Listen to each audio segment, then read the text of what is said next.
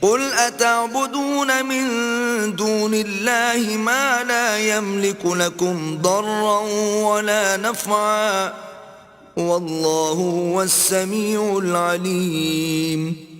کہو کہ تم اللہ کے سوا ایسی چیز کی کیوں پرستش کرتے ہو جس کو تمہارے نفع اور نقصان کا کچھ بھی اختیار نہیں، اور اللہ ہی سب کچھ سنتا جانتا ہے۔ قل يا أهل الكتاب لا تغلوا في دينكم غير الحق ولا تتبعوا أهواء قوم قد ضلوا من قبل وأضلوا كثيرا وضلوا عن سواء السبيل۔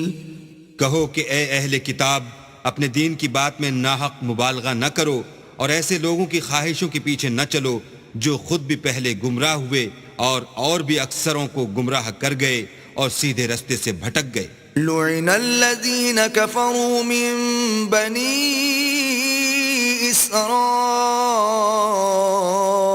على لسان داود وعيسى بن مريم ذلك بما عصوا وكانوا يعتدون۔ جو لوگ بنی اسرائیل میں کافر ہوئے ان پر داؤد اور عیسیٰ ابن مریم کی زبان سے لعنت کی گئی، یہ اس لیے کہ نافرمانی کرتے تھے اور حد سے تجاوز کیے جاتے تھے۔ كانوا لا يتناهون عن منكر فعلوه لبئس ما كانوا يفعلون۔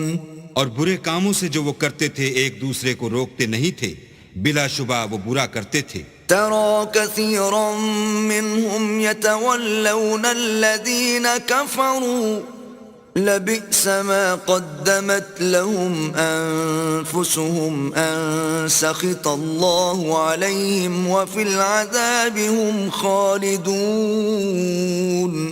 تم ان میں سے بہتوں کو دیکھو گے کہ کافروں سے دوستی رکھتے ہیں، انہوں نے جو کچھ آگے بھیجا ہے برا ہے، وہ یہ کہ اللہ ان سے ناخوش ہوا اور وہ ہمیشہ عذاب میں مبتلا رہیں گے۔